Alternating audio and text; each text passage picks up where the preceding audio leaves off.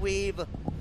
Well, kung pokes ang pag-uusapan, masasabi ko na mas lamang ngayon yung RSG. Kasi meron silang edit na alam naman natin, ang dami niyang crowd controls and may damage innate to. Yung, kumbaga, yung kuryente after the skill, diba, masakit-sakit din yun. At ngayon na, look at that. Ang kulit ni Nats at saka ni Light doon, no?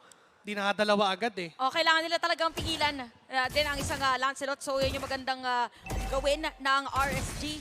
And Smart Omega ngayon ay medyo magiging mabagal muna ang kanilang trajectory in terms of poking. At ganun pa rin, bottom lane or XP lane muna ang magtututukan. No, same format ang kanilang ginagawa rito. Kasi sobrang importante na ng level eh. Dapat pagbuhay ng first turtle, level 4 kayong lahat. Medyo mahirap na siyang gawin. Pero kasi kung i-delay mo naman yung first turtle, goods na goods lang eh. Pero dito sa emblem, again, yung Wilderness Blessing plus yung agility. Anim yung nakita ko eh, for Omega. Puro sapatos. Oo, sapatos yun. So, well, wala silang quantum charge. Si Keller lang ang meron. Pero on the side of RSG, tatlo yung may hawak ng quantum charge, even itong si Light. So, doon pa lang, again, pupuuna na naman sila sa pag-ikot sa mapa. And Light, Edith is a basic attack type of hero. Diba? Yung, kahit yung primal rush niya, paglabas niya, bumibasic attack lang yun. Oo, doon sa Pylax, no? And ngayon, Irad versus 4. Aabot nga ba? Medyo napalalim yata si Kuya Irad. Sakto meron pang turtle after nito pero mabuhay din yata. Ooh! First blood para dito kay Makta. Grabe naman, tusok gods din pala si Sir Matt. And the first blood para sa kupunan ng Smart Omega. 3 seconds, mabubuhay na rin ang unang turtle ng ating game, Light Aqua. At itong si Nats, sumisilip-silip na lang. Pero bibilisan Contest pa eh. nila, pero Ayan mahal na. pa rin makakakuha at hindi nakaabot dito si Nats. So maganda ngayon na nangyayari para sa side ng Omega. No, RSG, maliit lang naman ang kailangang habulin na gold lead. Ayan na, ginugulo dito Ayun na, ah. si Kuya Nats naman na ngayon ang nagugulo. Ginamit ang Electro Final Glow. Meron pa dito ang paggamit ng kanyang Astral Agaw. Echo pero naagaw. Nagaw ba? Yan, Nagaw, nagaw. Gawin na walang retribution itong si Matt. Pinunish lang ni Nats yung, pagkakataon na yun, yung idea na yon. So, meron talaga siyang kakayahan to do so. Kasi nandiyan naman yung eye for an eye, may mga dashes siya, madali siya makakatakas knowing ng side naman ng Smart Omega, walang ganun klaseng lockdown. Nandiyan yung talo ni Chaco, yes. Pero, Di ka na umalis yung kaluluwa ko sa katawan ko. Akala mo ikaw din yung friend rin Oo. na jungler kasi dito Oo. si Borito din eh. Medyo nakaka-bad beats yun pagka naranasan. Pero dito si Light ha, dinadamba si Chuck, nagamit yung Mystic Gush. Maraming mga resources ang nagasta doon ng RSG. Parang nga gusto lang sabihin dito ng dalawang kupunan natin, lalo-lalo para RSG, hindi sila magdadalawang isip kung yun ang magiging maganda para sa kanila. Pero kailangan may masecure sila na kill against Omega. If ever na ganun ang kanilang gustong gawin na Aqua. play, and look at Aqua. Wala siyang dash. Wala nang buhay, but it's just Smart Omega na naghahanap ng mga pwedeng i-poke against RSG. because walang purple buff si Matt sa pagkakataon na yon, hindi siya able na kunin yung kill. But then again, Chaco no. will fall down. Ito yung sinasabi natin na kapag nahuli ka ng RSG, almost impossible na makatakas ka. Hindi ka talaga makakatakas yun. Nandun yung taunt. Di ba? Yung energy eruption. Tapos yung combo ng isang light. Di ba? Yung ano ba tawag doon? I-German suplex ka. Itcha balibag. Icha balibag. Icha balibag. Ay, oo nga, no? Icha balibag pala yun, no? Noong mga bata kasi ako, yun yung tawag, Ay, eh. hindi ko naabutan. Pero ito maaabutan yata ng RSG yung purple buff dito ni Mata. Maaagaw pa nga ba? Pero makukuha na yata dito naman. Yes, na-secure niya nga.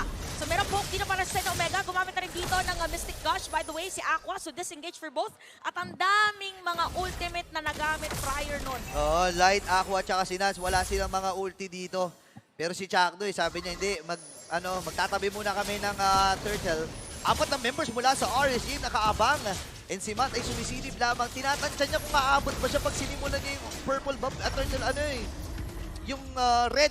Ano ba yun? Nalito na rin ako eh. Wala din kasi siyang retry doon sa pagkakataon na yun, ang puwersa ni Nats na gamitin just to secure that purple buff. And right now, at this very early, yun pa yung mas mahalaga kay Man. Gawin na naka-infuriate naman siya, yes, pero hold that thought. Purify. Oh, meron pa ginamit ang Purify. Ay, Petrify at Purify. Parehas naman na Fy.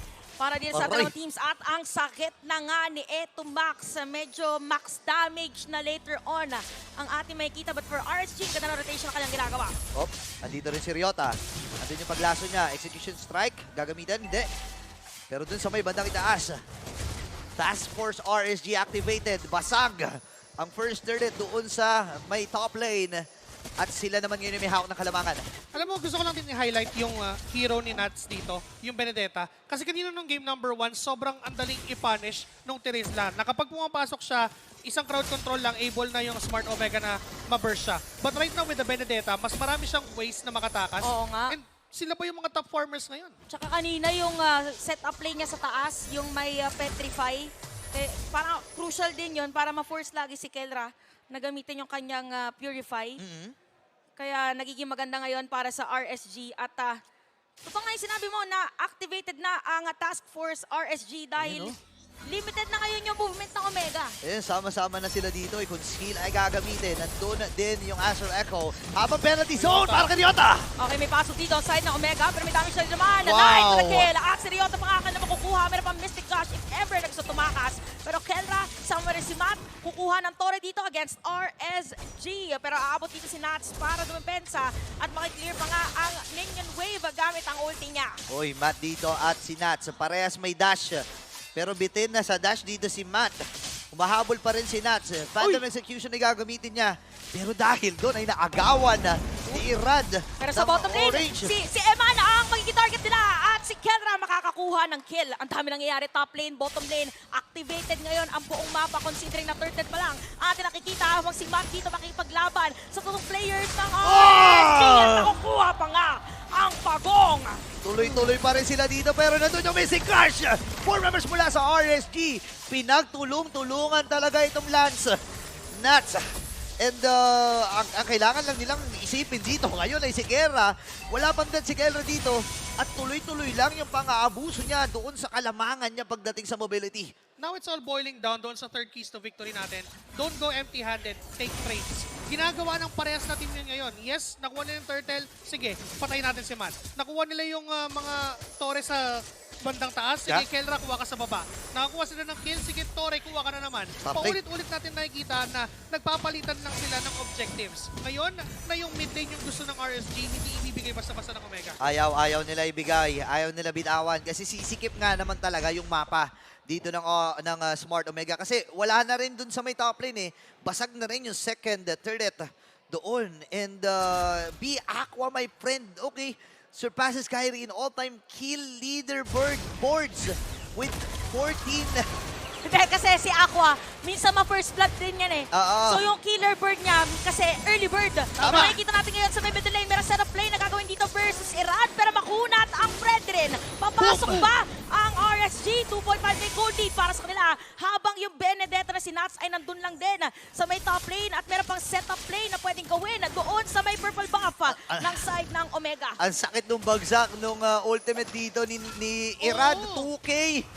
Entikan pang mapatay yung Mino dun. Imagine that, that's a Minotaur, that's Chakno. One of the most sustainable heroes na meron ng Smart Omega. Pero right now, yung 25% health tapos 75% crystalline shield na meron ng Fredrin, able to do that kind of damage.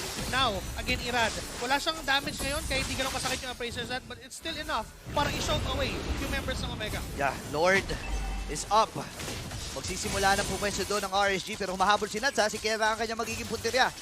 Pero masakit na si Dexter, nakikita natin yung damage doon kay Nats. Parang hindi mo mapapansin yung animation pero teka lang, ba't parang nangangalahati yung aking buhay at unang magtatagpo at magkakakindatan ang dalawang jungler natin dito sa may Lord Pit. Okay. 18k na lang ang HP at mukhang i-go-go Wala, si Matt ng mga hinahanap. ladies. Pero pa suplex play para sa kanila. Ginamit ng turn throw sa mga na Phantom Execution. And Knight with a kill. Pero pang free hit para sa kanila. Pero sabi ng Omega, pero din naman na mag-penalty zone dito si Ryota.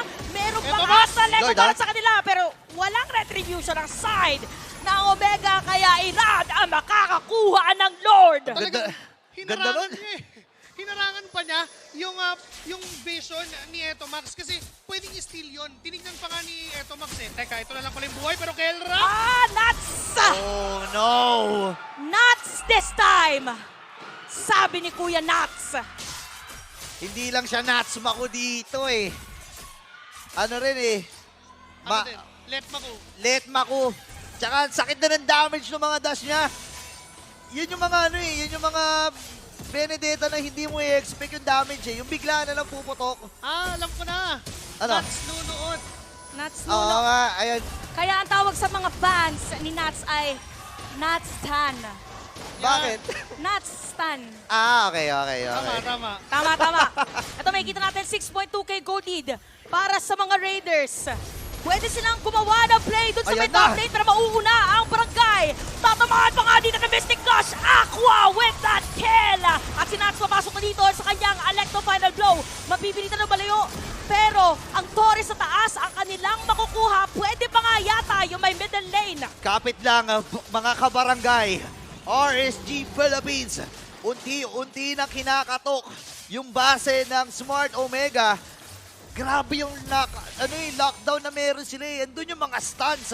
Tuloy-tuloy lang. And ako, walang makaabot sa kanya rito. Nats, papasok na doon sa mismong base. Andun na naman yung mga Pajolin. And Matt, clearing out those minions. Pero magiging successful yung pagbasag doon sa gitnang tore. Alam mo yung disiplina din ng RSG, right after taking down the turret on the top lane, bumaba agad sila. Alam nila na nagbigay sila ng 3 ultimates at that instance, so alis muna tayo, palamig muna tayo. Hintay tayo ng another wave, and let's try to take down the mid lane. Knowing na wala pang masyadong clear wave ang Smart Omega kasi si Eto Max, mas focus niya ngayon na patamaan yung mga members ng RSG, and yung setup ay hindi pa mahanap ni Chakno kasi hindi naman sumasagad yung RSG. Nasa likod lang, kumbaga, si Eto Max, Likod Gaming, ang RSG, dalawa yung lumilikod dito, si Evan tsaka si Aqua. Tsaka makikita mo rin yung pag-iingat ng RSG. No? Oo. Remember, yung Omega timers. At hindi na rin bago to sa Smart Omega. Sobrang daming beses na nila. Simula nung nabuo yung pagsasamahan ni Kelra, Chakno at Eto Max, marami na silang pinagdaanan na Ang kanilang mahihirap. kapatiran. Ang kanilang kapatiran, mahihirap na suliranin. Pero napagdaanan nila. Pero ngayon kasi tournament life ang pinaglalabanan dito. Onyx at Minana Evos ang kanilang nakakadiinan pagdating sa standings. At importante makuha nila itong laban na to. Ito yung sinasabi natin na pag most crucial moments or critical moments, doon magmamatter. For RSG and Omega, sanay sila dahil parehas silang tinawag na Kings of Sea. Maganda ngayon ang ginagawa ng RSG, pero yung OMG, pwede din naman din pumasok doon at biglang manggulat dito sa pwesto at posisyon na ginagawa ng RSG. Okay, may plano dito. For the win ba? Ang sakto damage. diskarte, 18k yung buhay ng Lord. Pero si Nats, nagkakap lang ng minions. Iniispatan lamang dito ni Chakno kung gaano na ba kataas ang buhay. Pero papasok si Irada, Nats sa likod. Papasok na nga dito ang RSG, pero poke lang muna para sa kanila. Medyo makunat na ngayon ang ibang mga players ng RSG, kaya naman hindi na gano'n na basta-basta kadali para sa Omega na pumasok. Pero pantuan dito at meron mga damage na ibibigay agad si Ryota pero makakapag-flicker out. Oh, wow. Kaya naman, Ira dito ay mag-change target na lang muna at napakahaba ng mga nangyayari at napakagandang sayaw ang ipinapakita para sa aray atin. ko. Pangangalahati pa nga ang buhay dito ni Matt. Sumama pa na buhay dito ng Lord. Batsil. Pero RSG Light mukhang papasok pa nga. Dito meron pa set up play para sa kanila. At Matt mamamatay na nga sa kamay dito ni Light. At nakabuli po si Ryota. Unti-unti na nga ang makukuha ang buhay niya dahil hindi na makakatakas pa. At samahan mo pa na isa. Kailan makukuha nila? Tatlo ang bagsak para sa Smart Omega. This might be it. Irad, magre-ready na. Chakno, ngayon ang puntirya nila.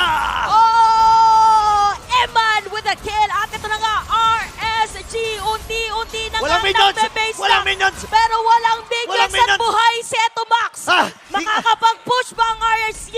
6 Makakahinga ba?